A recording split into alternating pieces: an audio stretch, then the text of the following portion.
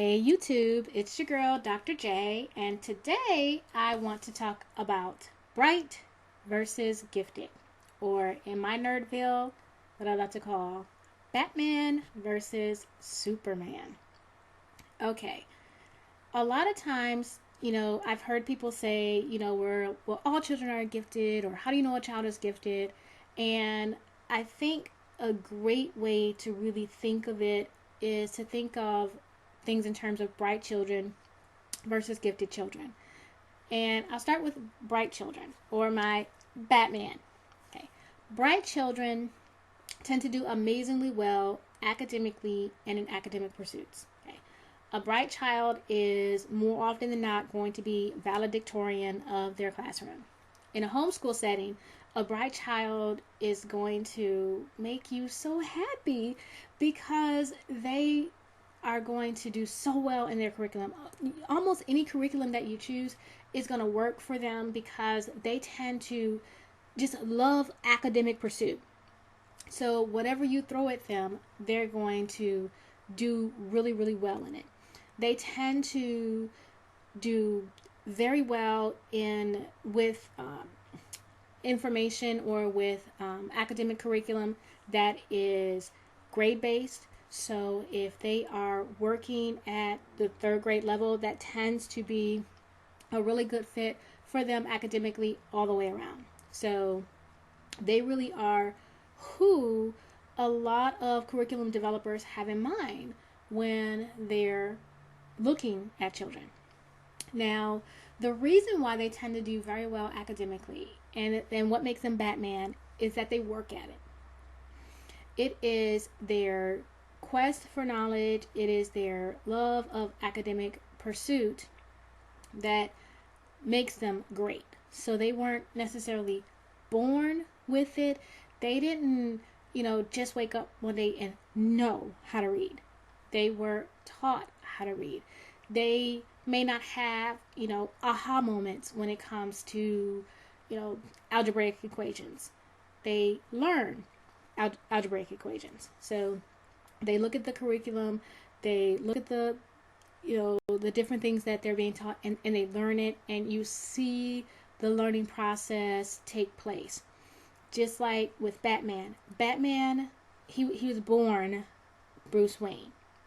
He became Batman. And he became Batman through his pursuits. Through having good connections, having good mentors, having the right type of equipment and accessories created for him. That is how he thrives. That is what we see with bright children. When they have, the right materials that are given to them, when they have great mentors, we see them thrive. This is why we tend to see a clustering of bright children in middle income and high income school settings. Okay. If you are in a, high middle income school area, there's going to be a fight for valedictorian, and they may have to check grades all the way back through first grade where they say, okay, well, this person, they got A's all the way through first grade, and this person got an A minus in second grade, so therefore person A is valedictorian and person B is second in class. Okay. We tend to see that. Whereas in gifted occurs universally. It doesn't matter race, socioeconomic status. About 10% of the population is gifted. About 3% of the population will be considered, highly to profoundly gifted. Doesn't matter socioeconomic status. So we see that bright children thrive when they have the, these great materials. Just like Batman thrives when he has the right materials at his disposal. So he wasn't born with his skill. He developed his skill through his own efforts, through his working hard, through his getting his hands on the right material, through him understanding, Batman, he dominates his enemies because he studies their weaknesses. That is why that we see that with bright children where they dominate academic work because they study it, they understand it. Now let's compare that with gifted children. Gifted children are born gifted. Okay. Their parents tend to start seeing something in them sometimes as early as 15 months. It can be earlier than that. But they just see, that's different. A lot of times, you see gifted children and they're early readers. And the parents say, they taught themselves how to read. They, just, they don't necessarily have to learn mathematical concepts. They kind of step back and they have aha moments. They go, oh, okay, I know how that works. A gifted child will come out of the blue with something and you go, I know I never taught them that. I'm not sure how they know it. It's just them. Just like Superman. Superman was born Superman. Nobody did anything to make him become a superhero. He just was. He was born that way. Now, there is something that is, that's the challenge, because I told you that a bright child is more often than not going to be the valedictorian. Why wouldn't it be this gifted child who, is, inherently just getting information at a much faster rate? The reason, and parents of gifted children will let you know, academics, not easy. Why? Because gifted children tend to be very literal, and they tend to be very stark in their view of right and wrong. Parents of gifted children will probably attest to they don't have one curriculum. They have several curriculums that they use, because a second grade curriculum, okay, well, that might be okay for reading, but they're really at fourth grade math, and they covered this geography 2 years ago. So you see parents of gifted children, oftentimes they're mixing and matching and trying to create their own curriculum, because nothing in a package works. Nothing in a package is really going to do it for them. I remember my son self-taught himself a lot of geography, and we have had to throw away geography books because he goes, this scale isn't right. Okay. This continent is not where it's supposed to be. He can't get past that. He cannot get past the fact that the book is wrong. Only in this small area, but it's like, if I can't trust you in that, I can't trust you in the rest of it. A lot of times, a gifted child won't do well on the multiple choice test, or won't do well on a true-false test. Why? Because you may show them a picture, say, is this a couch? Gifted child will go, no, that's a love seat. It's not a couch. Okay. Bright child understands, okay, well, they're asking, is this in the couch family? It's not a chair. Therefore, it seats more than one person. Let's call it a couch. Gifted child, it's not a couch. It's a love seat. It's a chaise lounge. So, no, the answer is no. And to get them to understand that, okay, really, let's just call it a couch. That would be a lie. Can't do it. Sorry. Yeah. So having that package curriculum tends to not work.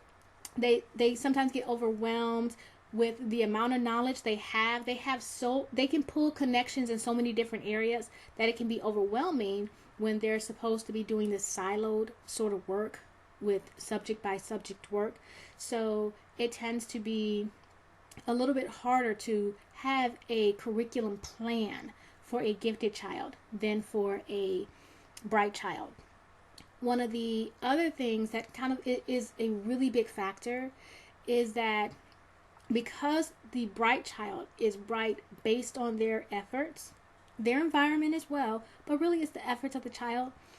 At any time, if they just want to be average kid, they can stop being Batman at any time. Bruce Wayne can choose, you know what, I'm not protecting Gotham anymore. I'm just going to be Bruce. I'm not going to be Batman. Okay. Superman never gets to stop being Superman. Okay. If he wants to just be like the average person, he has to deny who he is. He has to stop being himself. Let's take my daughter, for instance. She doesn't know right now that the average person doesn't request for their bedtime story a math book. At some point, she's going to have to make a choice. Do I want to be like the other kids and just hide the fact that I like to have math books read to me as my bedtime story? Or am I willing to just be accepted as that quirky kid, Superman, and I'll just live up in a sky castle, and people will go, wow, that person's great, crazy kid, but great. You in order to not be Superman, you have to stop being who you were born to be, what you were born as. Okay, that's one of the big differences. Now, one of the biggest things I want to do with this video is to really point out a absolutely key feature. Batman and Superman are on the same team. They're friends. They work together. Like, really, if you read the comics, you'll see that. Okay, if you see Man of Steel, there's a little tag to Bruce Wayne Industries in the movie. Really, they're friends. They're cool. They get along. They both have the same goal: benefit society. Bright kids and gifted kids are needed in our society. Bright kids add amazing benefit to your household. A gifted child adds amazing benefit to your household. This world is a better place because we have Batman, and it's a better place because we have Superman. If I'm stuck out on a ledge, I want them both to come try to save me, just in case one gets distracted, gets into trouble. I got backup. Okay, this is not a competition. It is not a competition. Your child isn't less than another child because they're Batman. Your child isn't greater than another child because they're Superman. They're both superheroes. They're both needed. And you know what? They both have weaknesses. They both have, Batman gets into trouble sometimes because he always wants to go it alone, likes to win, has a little bit too much flair. Sometimes he pulls out the big guns when the big guns aren't necessarily required. We see that sometimes in bright children. They're like, oh, look, an essay question. Oh, you only want 3 to 5 pages? I'm going to give you 15. All right, yeah. Just to show you.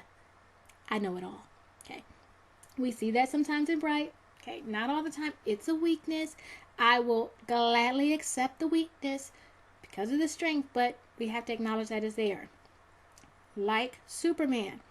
Superman has this thing. He's a perfectionist. And when he's not perfect, he will isolate himself. He'll go lock himself up, in his self-made jail and not save people for like years and years and years because he's just so depressed because he did something wrong. We see that in gifted children all the time. They tend to be very perfectionistic, and if they don't think that they can be perfect, they won't try. I am Superman, and I cannot be my entire super self with this. So go on without me. We can't go on without you. We need you. Hello. We need you. Okay. So we need them both. Parents, we're not in competition. They are both superheroes. Your bright child is super amazing, doing wonderful things that the average person never gonna do. We need them. Okay. Parents of gifted children, you're Superman. We need them. We need them. Okay. With their weaknesses and all. But it's not a competition. Okay. It's not a competition. And one is not better than the other. But we want to acknowledge what we have, because if we try to make Batman be Superman, he is going to fail. Okay. Batman cannot fly without a plane. Can't do it. Okay. If we try to make Superman Batman, not gonna work. Okay. Superman does not benefit by having folks trying to say, you know what, you would be so much better if we put this trapping on you and you did it this way. Can you know, it makes people uncomfortable when they see a person flying. So can we just put you in a plane so that everybody can feel better about themselves? Doesn't work. So let's not try to change who they are. Let's just embrace them and be amazed at what they are both going to accomplish. This is Dr. J at DAJedu. Bye-bye.